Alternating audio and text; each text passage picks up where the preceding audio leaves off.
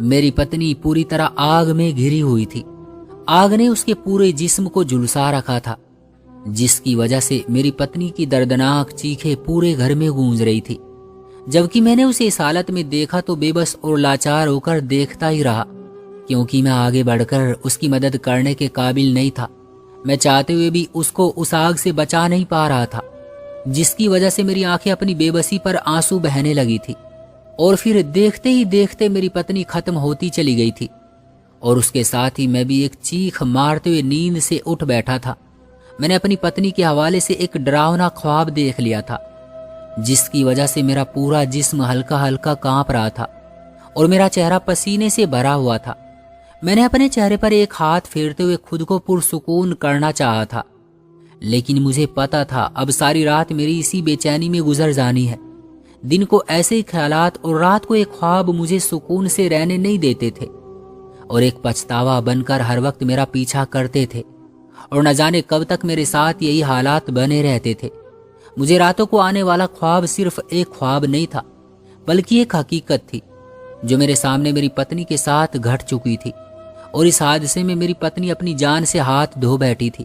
ये एक हादसा नहीं बल्कि एक सोची समझी साजिश थी, जिसका शिकार मेरी पत्नी हुई थी, मगर सजा के डर से उसे सबके सामने एक हादसे के तौर पर ही पेश किया गया था। मैं लंगड़ा और एक हाथ से अपाहिज था। मैं शादीशुदा था और मेरे घर में वही आम परंपरागत किस्म का माहौल था, जिसमें सास बहू की लड़ाई के साथ ननंद का भी अपनी भाभी पर दबाव था। मेरी आंखों के सामने मेरी माँ और बहनें मेरी पत्नी के साथ बहुत ज्यादा जुल्म करती, लेकिन मेरी पत्नी आगे से खामोश रहती। ये सब बर्दाश्त करती जा रही थी। एक दिन मेरी माँ और बहन ने मेरे सामने मेरी पत्नी को जलाकर मार डाला, और मैं देखता ही रह गया। मैं बहुत ज्यादा रोया, लेकिन मेरी माँ और बहन को रहम नहीं आया। मरते वक्त मेरी पत्नी ने कहा कि 3 महीने बाद तेरी बहन की शादी होगी, तो अंजाम देख लेना। उसकी बात पर मैं हैरान हुआ, और फिर उसके कहे अनुसार हुआ भी वही। 3 महीने बाद मेरी बहन की शादी हो गई। मेरी बहन तो अपनी शादी से बहुत खुश थी, लेकिन माँ मुझे हर वक्त कुछ उलझन का शिकार लगती थी। एक दिन मैं अचानक बहन के घर गया तो मुझ पर कयामत टूट पड़ी कि घर के अंदर तो मेरी पत्नी, मेरा नाम नील है। मैं लंगड़ा और एक हाथ से अपाहिज पैदाइशी नहीं था, बल्कि एक एक्सीडेंट की वजह से अपनी दोनों टांगों और एक हाथ खो बैठा था। मेरे बाबा मेरे बचपन में ही स्वर्गवासी हो चुके थे, तो इसी वजह से थोड़ा होश संभालते ही घर की जिम्मेदारियां संभालना शुरू कर दी थी। घर में मुझसे छोटी एक बहन और बस मेरी माँ थी। जब मैं छोटा था तो माँ जैसे तैसे करके बड़ी मुश्किल से घर का खर्च चलाती थी, लेकिन जैसे ही मैं काम करने के काबिल हुआ, माँ ने मुझे पढ़ाई से हटाकर काम पर लगवा दिया था। उनका कहना था कि अब उनके पास मौजूद पैसों से घर का गुजारा नहीं हो रहा, और वैसे भी मेरे होते उन्हें परेशान नहीं होना चाहिए था, क्योंकि वो एक जवान होते बेटे की माँ थी। तो मेरा फर्ज बनता था कि बाप के ना होने पर उनकी जिम्मेदारी उठा लूं।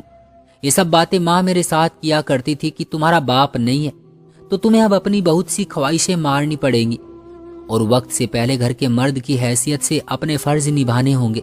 लेकिन गुजरते वक्त ने साबित किया था कि मैं बस पैसा कमाने की हद तक अपने घर में मर्द था।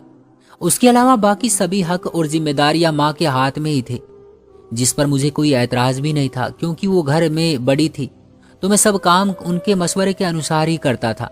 बाबा के स्वर्गवास के बाद माँ ने जो कुछ वक्त मुश्किलों में गुजारा था, माँ हर वक्त उस वक्त को दोहराती रहती और अपनी उस वक्त की मजबूरी को बढ़ा चढ़ाकर कहती, तो मैं उनका एहसानमंद होने लगता था। मेरी माँ ने बाप के मरने के बाद हमें बाप की कमी महसूस नहीं होने दी थी।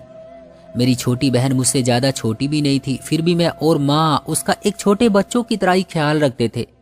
बेशक मैं अपनी बहन से ज्यादा बड़ा नहीं था, लेकिन उसके बावजूद माँ ने मुझे हमेशा बहन के सामने बहुत बड़ा ही पेश किया था, और मुझे सबक देती रहती थी कि मुझे हमेशा छोटी बहन का ख्याल रखना है, उसकी कोई बात रद्द नहीं करनी, क्योंकि बेटियां तो एक दिन अपने घर विदा हो जाती है। बाबा की मृत्यु से मेरी बहन को तो कोई नुकसान नहीं हुआ था, क्योंकि उसकी तो अब भी बड़ी अच्छी जिंदगी गुजर रही थी। उसकी हर ख्वाहिश पूरी हो रही थी, और मैं पूरी कोशिश करता था कि उसे बाबा की कमी महसूस ना हो। लेकिन फिर भी पता नहीं क्यों मेरी माँ और अपनी बहन की हर बात मानने के बावजूद भी वो दोनों अक्सर मुझसे खफा सी रहती थी। कभी कोई मुझसे छोटी सी गलती हो जाती या फिर उनकी बात मानने में देर हो जाती तो वो दोनों लम्हा नहीं लगाती थी मेरी सारी अच्छाइयों को बुराइयों में बदलने में। उनके गिले शिकवे सुनता जब वो दोनों कहती कि मेरे बाबा जिंदा होते तो उन्हें कभी मेरी तरफ किसी भी जरूरत के लिए देखना नहीं पड़ना था, जिस पर मुझे दुख तो होता, लेकिन फिर वही माँ का पढ़ाया सबक याद आ जाता कि मैं लड़का हूँ, मुझे ही उनके नाज नखरे बर्दाश्त करने हैं। मेरी तबीयत में कुछ ज्यादा ही अपने घर में मौजूद अपनी माँ और बहन की बदौलत औरत जात के लिए नमी थी। मैं किसी को तकलीफ में नहीं देख सकता था और मेरी इसी आदत का फायदा हमेशा मेरी माँ और बहन उठाती थी, जिसका मुझे कोई गिला भी नहीं था कि उनका मेरे सिवा इस दुनिया में है ही कौन जो उनका मेरी तरह ख्याल रख सके। मैंने अपनी माँ और बहन को इस जिंदगी की सारी खुशियां देने के लिए खुद को काम वाली मशीन बना लिया था। वक्त गुजरने के साथ साथ घर में जैसे मेरी कदर कीमत बढ़ने लगी थी। माँ अब हर वक्त अब ऐसे बर्ताव करती जैसे मेरी बढ़ती उम्र के साथ उनकी हैसियत मेरी जिंदगी में कम होने लगी हो और वो और मेरी बहन मेरी मोहताज हो। उनकी ऐसी सोच मुझे शर्मिंदा करके रख देती थी और मैं उन्हें अपने हर तरीके और हर अंदाज से यकीन दिलाने की कोशिश करता रहता कि मैं हमेशा उनके सामने सर झुकाकर ही रखूंगा। उनकी इज्जत और स्थान हमेशा मेरे सामने ऊंचा ही रहेगा। वो इस हवाले से कभी भी परेशान ना हो। यानी कि मेरी जिंदगी ऐसे ही गुजर रही थी जिसमें किसी भी हाल में मेरी माँ और बहन को मेरा यकीन ही नहीं आ पाता था। हालांकि वो दोनों अच्छे से जानती थी कि मेरी जिंदगी में उनके अलावा कोई भी नहीं है, मगर मैं समझ नहीं पाया था कि मेरे जवान होते ही उनका रवैया क्यों इस कदर मेरे साथ बदलने लगा है। कभी मुझे ऊंचे स्थान पर पहुंचा दिया जाता और खुद को मेरे सामने कमतर जताया जाने लगता था। एक दिन मैं अपने काम से वापस आ रहा था जब अचानक से मेरी मोटरसाइकिल के सामने एक लड़की आ गई, जिस पर मैंने बौखलाते हुए ब्रेक लगाना चाही, लेकिन रफ्तार कुछ तेज होने की वजह से लड़की मोटरसाइकिल से टकराती नीचे गिर पड़ी थी। उसे बहुत ज्यादा चोटें आई थी। बहुत से लोग हमारे इर्द गिर्द जमा होने लगे थे। मैंने किसी को कुछ कहने का मौका देने से पहले ही उस लड़की के सामने बैठकर उसकी हालत के बारे में पूछा और फिर उसे नजदीकी अस्पताल ले गया था। वहां उसका पूरी तरह से चेकअप कराते मुझे काफी देर हो गई थी, इसलिए मैं उस लड़की के पास गया ताकि उसके घर का पता पूछकर उसे उसके घर तक पहुंचा सकूं और फिर जल्दी से अपने घर जाऊं, क्योंकि मैं बिना वजह ऐसे कभी घर से बाहर नहीं रहा था। लेकिन मुझे नहीं पता था कि उस लड़की की वजह से मुझे आज कुछ नया कर जाना था जो मैंने पहले कभी नहीं किया था। लेकिन मैंने जैसे ही उस लड़की से उसके घर के बारे में पूछा तो उसने आगे से बताने से इनकार कर दिया, जिस पर मैंने ताज्जुब से उसके चेहरे की तरफ देखा। देखने में वो किसी अच्छे घर की लगती थी और काफी खूबसूरत भी थी। मैंने एक बार फिर अपने सवाल में फेर बदल करके उससे उसके किसी जानने वाले का फोन नंबर मांगा ताकि उसके किसी रिश्तेदार को उसके अस्पताल में होने का बताकर मैं यहाँ से जा सकूं।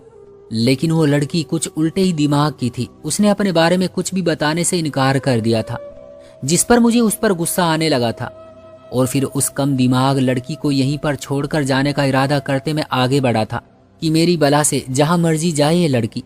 मैं अपना फर्ज पूरा कर चुका था, लेकिन लाख चाहने के बावजूद मैं ऐसा कर नहीं पाया था क्योंकि अपनी नरम दिली के हाथों में मजबूर था। और फिर अपने घर में मौजूद अपनी माँ और बहन का ख्याल आया कि कल को वो किसी मुश्किल का शिकार हो जाए तो मेरा किसी के साथ किया बुरा उनके आगे ना आ जाए।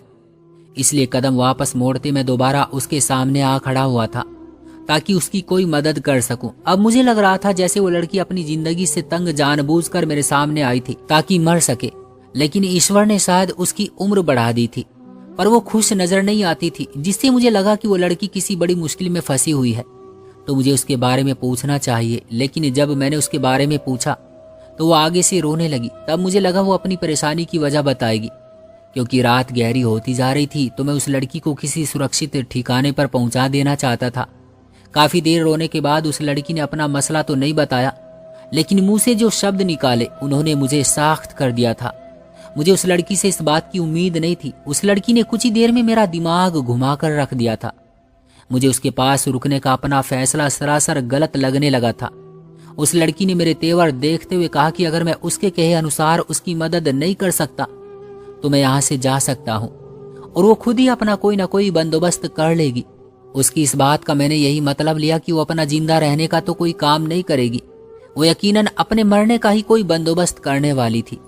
उसकी बातों पर गुस्सा आने के बावजूद मेरा दिल उसे यूं खुदकुशी के लिए छोड़ जाने पर राजी नहीं हो पा रहा था।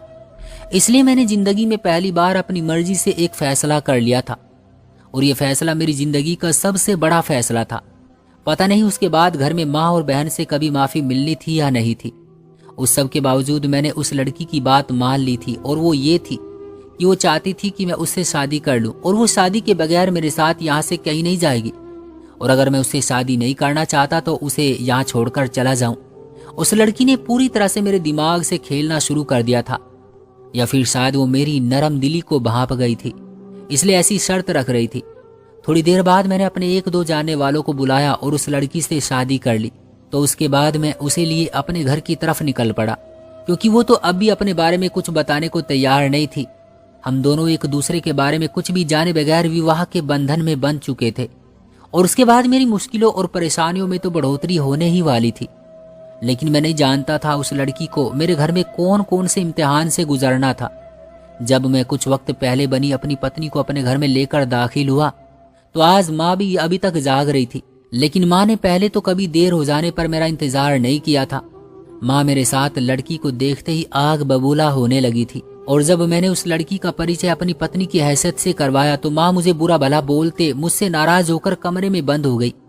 मैं माँ की नाराजगी से बहुत बेचैन हुआ, और अब मुझे अपनी शादी के फैसले पर जरा सा पछतावा भी हुआ, और फिर ये पछतावा मेरी जिंदगी का मुकद्दर बन गया। माँ के जाने के बाद मेरी नजर अपनी पत्नी पर पड़ी तो सपाट से हाव भाव के साथ खड़ी थी, यानी उसे इस सब से कोई फर्क नहीं पड़ा था। मुझे उससे उलझन होने लगी कि कैसी लड़की है जिसे किसी बात से कैसा भी फर्क नहीं पड़ रहा था। उससे अगली सुबह मेरी बहन का भी माँ वाला ही नजरिया था, बल्कि कुछ ज्यादा ही उसने अपनी नफरत को जाहिर कर दिया था। माँ और बहन दोनों ने मेरी कोई बात नहीं सुनी कि मैं किस मजबूरी में इस लड़की से शादी करके यहाँ लाया हूँ। बस उन्हें तो मेरी शादी से एक किस्म का सदमा सा लग गया था, जिससे मेरी समझ में यही आया कि मैं इनका इकलौता बेटा हूँ, तो इनके दिल में मेरी शादी को लेकर बहुत से अरमान होंगे, इसलिए इनका इतना गुस्सा जाहिर हो रहा है। उन दिनों मेरे बस 2 ही काम रह गए थे, एक अपनी नौकरी पर जाना और दूसरा सुबह शाम अपनी माँ और बहन को राजी करना। इस बीच मैं अपनी पत्नी को भूल ही चुका था, कुछ वो खुद ही गुमसुम सी रहने लगी थी।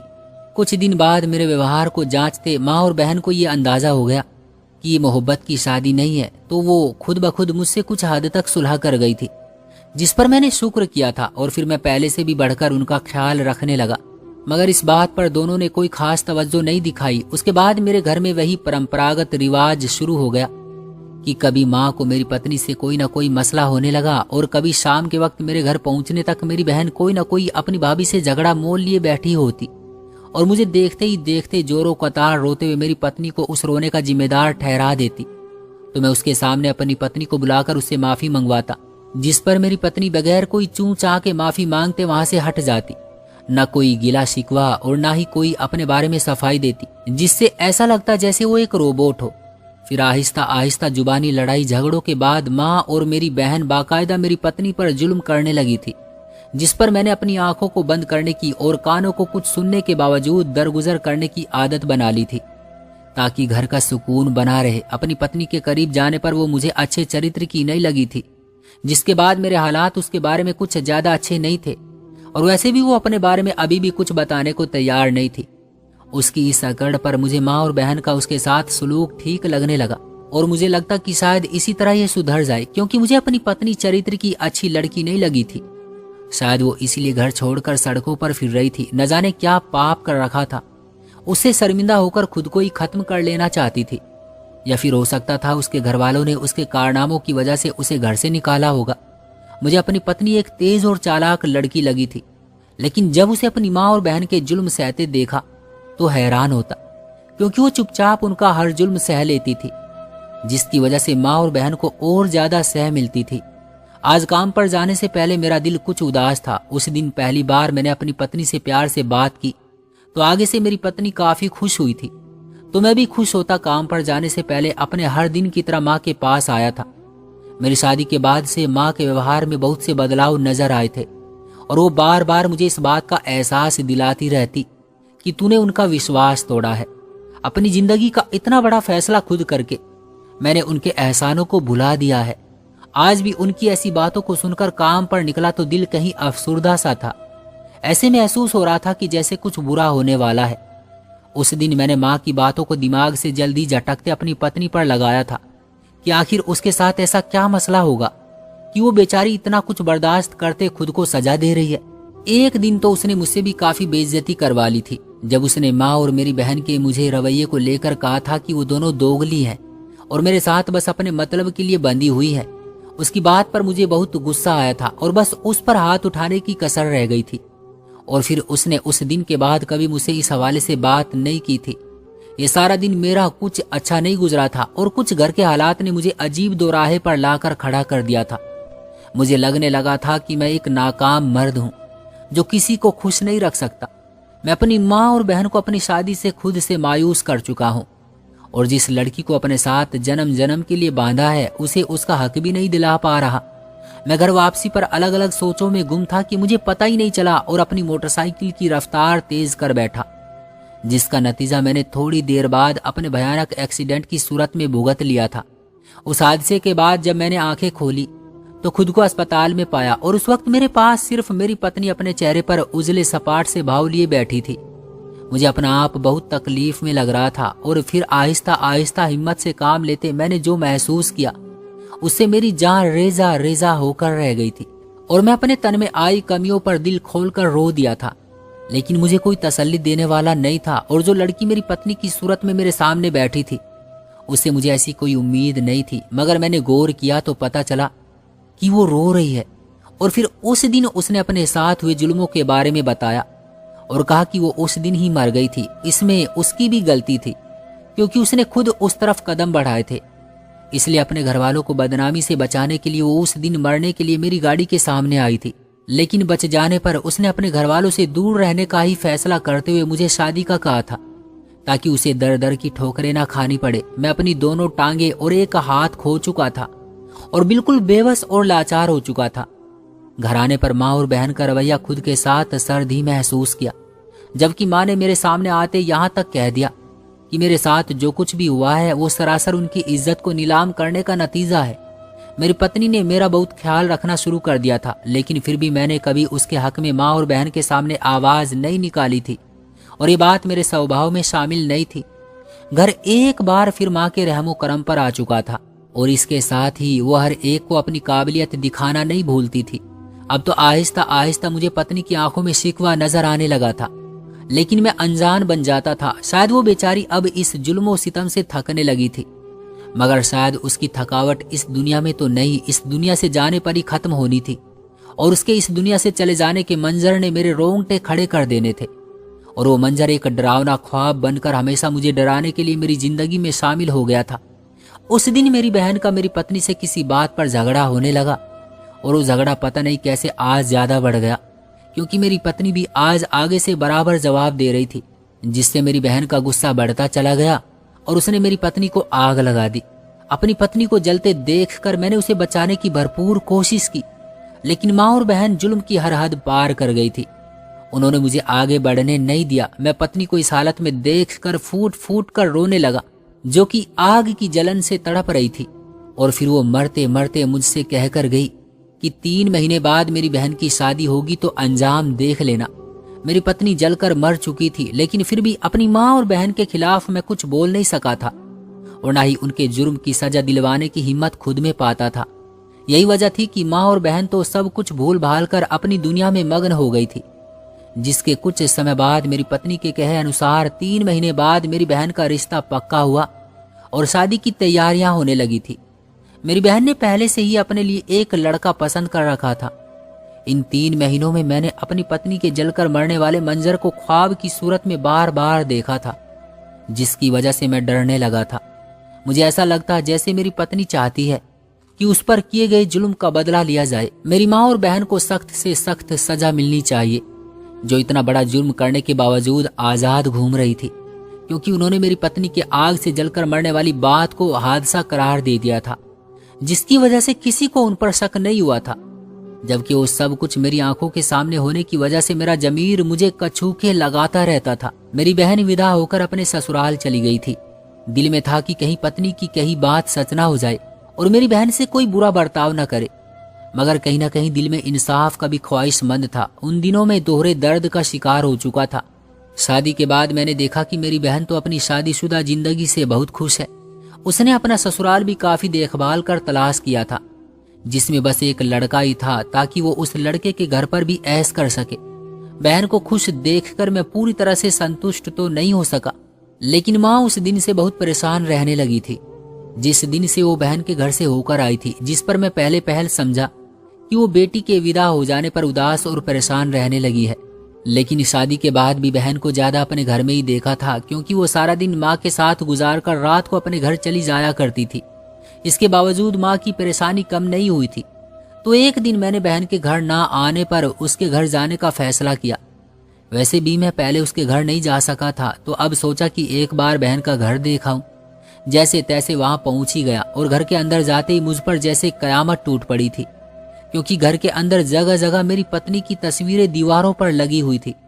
समझ नहीं आया कि मेरी पत्नी की तस्वीरें यहाँ इस घर में क्या कर रही हैं। और उस दिन मेरी बहन मुझे वहां देखकर परेशान हुई थी। उसके पति ने मेरी परेशानी भांपते मुझसे इस बारे में पूछ ही लिया, तो मैंने उससे सीधा तस्वीरों में मौजूद लड़की के बारे में पूछा कि इससे उसका क्या रिश्ता है। तो मेरी बात सुनते ही वो हैरानी में पड़ गया और फिर बताने लगा, ये तस्वीर वाली लड़की उसकी बहन है, जो एक दिन घर छोड़कर न जाने कहाँ चली गई और उसके बहुत ढूंढने पर भी नहीं मिली, जिस पर वो मायूस हो गया और उसको तलाश करना बंद कर दिया कि अगर उसे आना हुआ तो एक दिन जरूर आ जाएगी। उसकी आखिरी बात सुनकर मैं खुद पर काबू ना रख सका और उसे सब कुछ बताता चला गया। और मेरी बातें सुनते ही वो साख्त रह गया था। और जब मैंने उसकी बहन के आग से जलने की वजह से मरने का बताया, तो उसने मेरी हालत देखते हुए कहा कि मुझे जैसे मर्द के साथ यही होना चाहिए था, जो एक औरत की रक्षा नहीं कर सकता। वो बहुत गुस्से में आ गया था। उसने उसी दिन मेरी बहन से तलाक ले ली और साथ ही पुलिस स्टेशन फोन भी कर दिया था, जो मेरी बहन को पकड़कर ले गई थी। मैं बर्फ की तरह जमकर वहीं पर बैठा रह गया था। जाते वक्त मेरी बहन भी मुझ पर एक और राज जाहिर करके गई थी कि मैं उसका सगा भाई नहीं था। अगर सगा होता तो कभी उसके पति को उसकी सच्चाई ना बताता। और ना ही माँ मेरी सगी माँ थी, मैं अभी बहुत छोटा था। तब मेरी सगी माँ के मरने पर बाबा ने दूसरी शादी कर ली, जिसकी वजह से मैं इस बारे में जान ही नहीं सका। चूंकि सगा बेटा नहीं था, इसलिए अपने फायदे के लिए उन्होंने मुझे इस हकीकत से दूर ही रखा था। उन्हें लगता था कि हकीकत जानने पर मैं अपना रवैया बदल लूंगा। इस हादसे का मैं चश्मदीद गवाह था। इसलिए माँ ने मेरी मिन्नतें करना शुरू कर दी कि मैं अदालत में इस सब से मुकर जाऊं और किसी सूरत अपनी बहन का नाम ना लूं। माँ की बात पर मैं खामोश हो गया, जिससे माँ को लगा कि मैं उसकी बात मान गया हूं। लेकिन अब मैं जिंदगी में पहली बार अपने फैसले पर जीना चाहता था, ताकि अपने जमीर के सामने सर उठाकर जी सकूं और सुकून की नींद सो सकूं। दोस्तों, आपका क्या कहना है इस कहानी के बारे में? कमेंट बॉक्स में हमें जरूर बताइएगा। वीडियो को लाइक कर दीजिए और चैनल को सब्सक्राइब कर लीजिएगा, ताकि आने वाली वीडियो आपको तुरंत मिले। मुझे दीजिए अगली वीडियो तक इजाजत। तब तक के लिए धन्यवाद।